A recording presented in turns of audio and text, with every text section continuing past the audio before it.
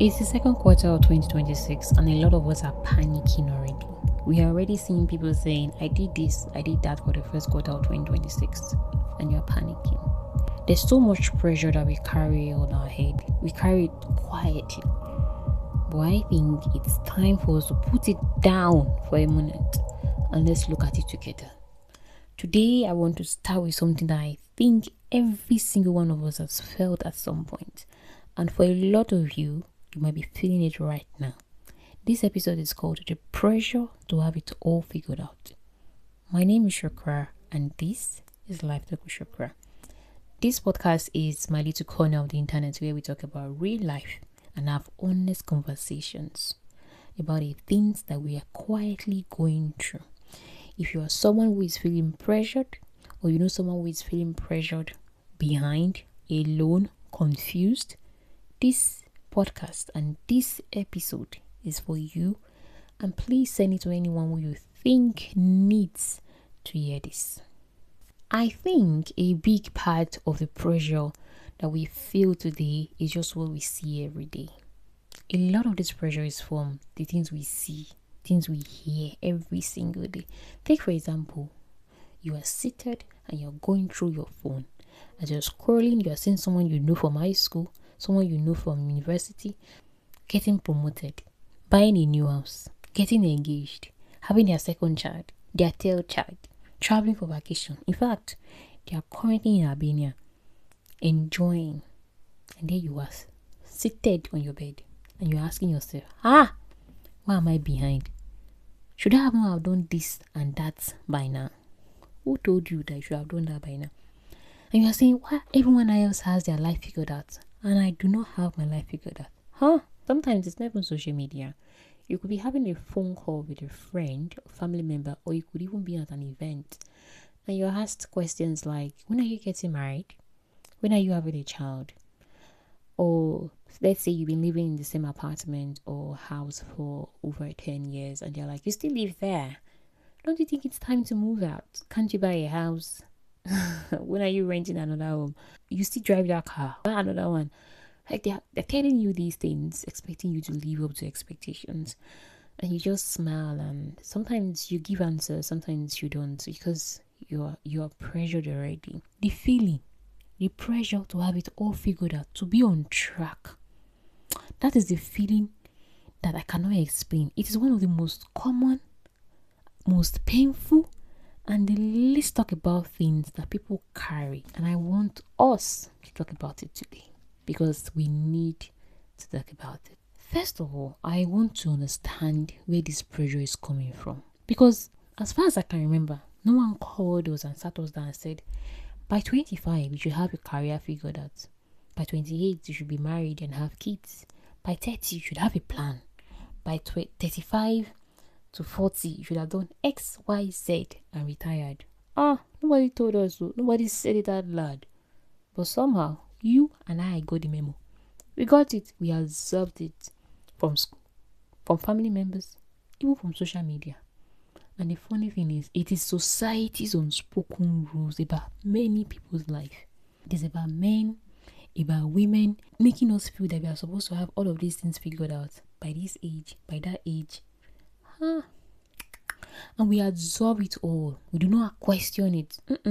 We just put it on our head and say, this is the truth. This is exactly what I should do by 25, by 28. By 40, I should be retired. That pressure. There are timelines, there are expectations.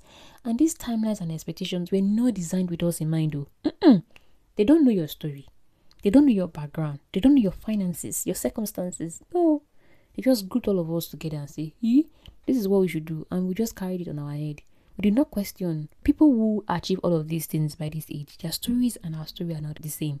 You don't know my family background. You don't know my financial capacity. You don't know if I have disabilities or not. They just group everybody together and everybody just carried it and like, But at some point, many people broke free from these timelines and expectations. Like, no, it's not for me. But many people carried it on. Many people realized that they are not supposed to be part of this. So they dumped it. Whereas there are so many people who continued. Or so many people who set it as their standard, even when they were not told. And there were people who questioned it. And that is exactly what many of us do not understand. that we're supposed to question all of this. Because when I also look at this thing, I also think about comparison. Comparison is doing a lot. Comparison is a thief of joy, but we keep doing it. Why? And the funny thing is social media. Oh, you see LinkedIn, you see Instagram, oh, TikTok, and then you add Twitter to it. We are allowing social media damage us every single day. I love social media. I use it a lot.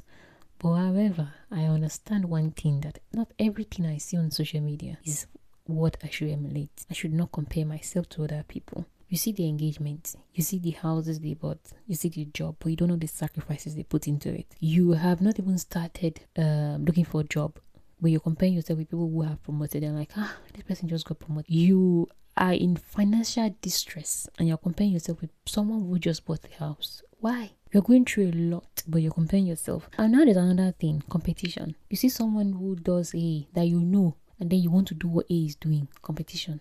Why? You are struggling, no? You are struggling. But A has it easy. They have a good job that pays them well, and now they bought a house. And you in financial distress, you're going up and down borrowing money, taking loans because you want to buy a house. And who does that? When you see someone announcing a promotion, you don't know the hard work they put in place. You don't know how many days they went fasting and praying so they can get that promotion. But you're comparing yourself with them.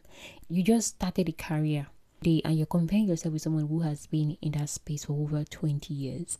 All the things they've built, all the network they've had, you can't not stand together. They've done so many things, and all of this is confusion. I want you to remember this, that the people you're comparing yourself to, they're also comparing themselves to other people. If you're comparing yourself to people who just bought a house, please understand that those people are comparing themselves to people who are loan free. And there's something I wish someone had told me a few years ago, is that nobody has it all figured out.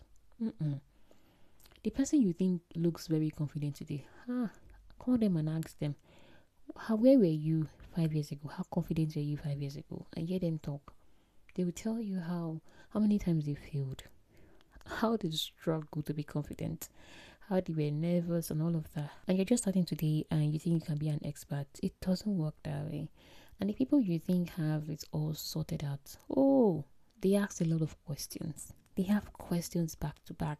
When they're going through complex situations or are going through a lot of things, they're asking questions. They're calling people right, left, and center. Is that the person you want to compare yourself to? A personal story. I moved countries in 2021. So 2022, I was trying to transition into tech.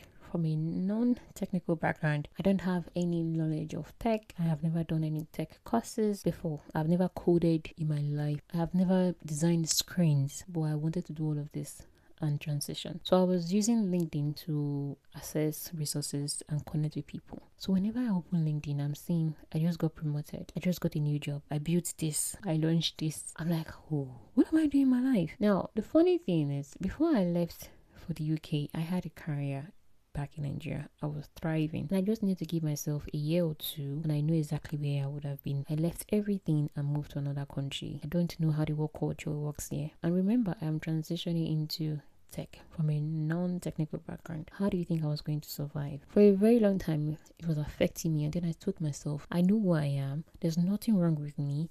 I just moved countries. I'm not a failure. I'm not left behind. It's because I moved countries. I don't know anything here, and I'm transitioning at the same time. So what did I do? I rearranged my feed. I knew what I needed to do at that time was to rearrange my feed. I needed to start learning so I can master the skills I wanted to learn. I rearranged my feed, followed people in the diaspora, started learning things from them. And when I rearranged my feed, I stopped comparing myself to people. I started looking up to people, started having mentors. I started attending workshops, getting access to free resources, and my life changed. I still follow people who share their success stories on Instagram or LinkedIn because it allows me to think and grow, but not compare myself. So when I see people share their stories, it makes me think, okay, if this person can do it, then I can do it. Another thing I learned in 2020 was everyone has their own season.